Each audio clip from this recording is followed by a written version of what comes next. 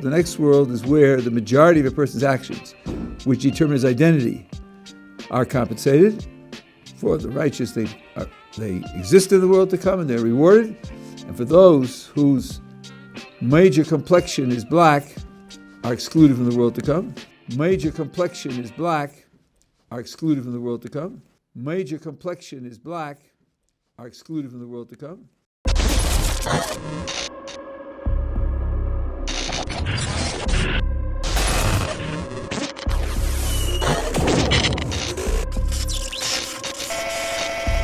We're finishing now part 2, chapter 2. And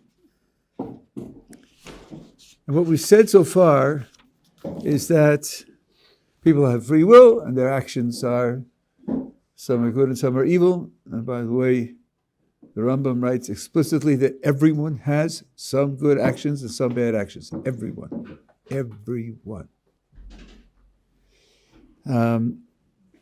And he takes it for granted that there'll be a variety. And we talked about the fact that this world and the next world are asymmetrical. The next world is where the majority of a person's actions, which determine his identity, are compensated.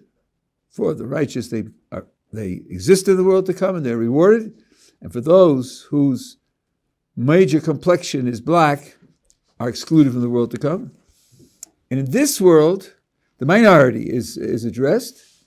The wicked who are going to be lost in the world to come get compensated, rewarded for their good actions in this world. And the righteous will be punished in this world for the minority of bad actions that they have. And the Chal notes at the end of the chapter, this begins an explanation of why righteous people suffer. This is a big deal, righteous people suffering. It's one of the most famous complaints against religious belief, to believe in an all-powerful, all-good, all-knowing God. It's hard to understand why righteous people suffer. Today, it is prohibited, and you can Google this, to do a DNA test in Israel. Totally forbidden. Wrong.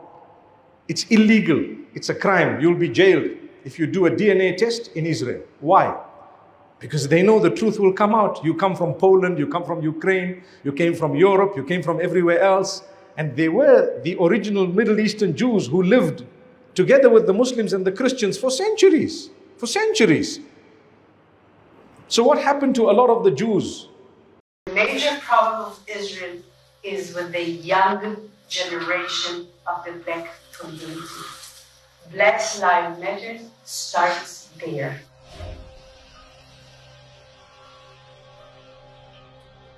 I had last week a dinner, sit-down dinner at my house with 30 people, which are considered the leadership of the black community.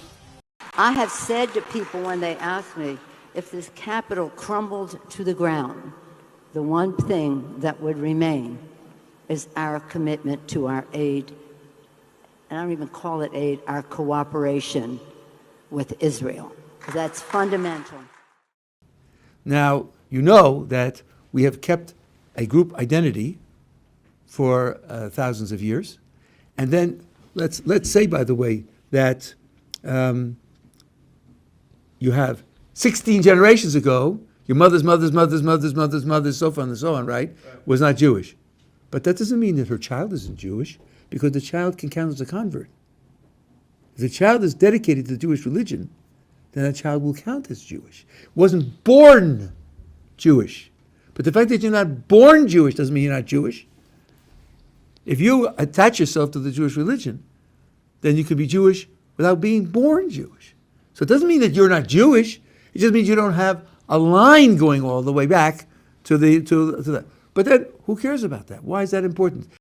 It just doesn't matter. It just doesn't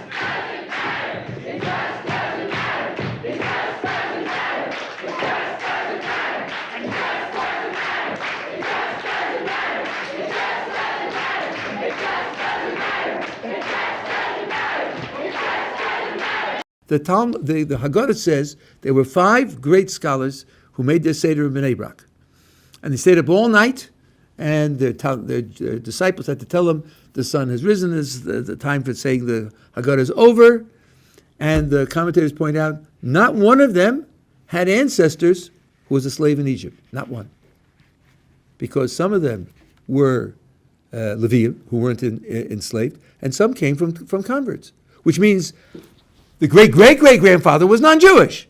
And then this one converted, and then this one, and they became some of the greatest scholars in the history of the Jewish religion. So what do I care whether my lineage traces out someplace? So what? I mean, Abraham's lineage traces out, and then we all trace out through Terach, Abraham's father, who was an idol worshiper. So what? What's your thoughts? Please be respectful with your comments. Also, please click the like, click the notification bell, and subscribe to this channel. Listen, Genesis chapter 11 verse 10 explains the genealogy of Shem. Shem was a black man in Africa. If you repeat this fact, Genesis 14 verse 13, Abraham steps on the scene.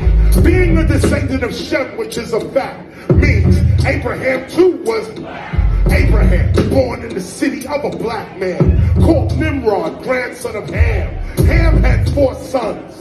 One was named Canaan. Here, let me do some explaining. Abraham,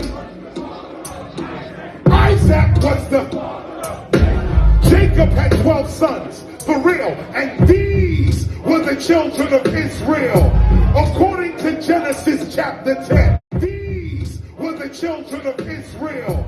According to Genesis chapter 10, these were the children of Israel. According to Genesis chapter 10.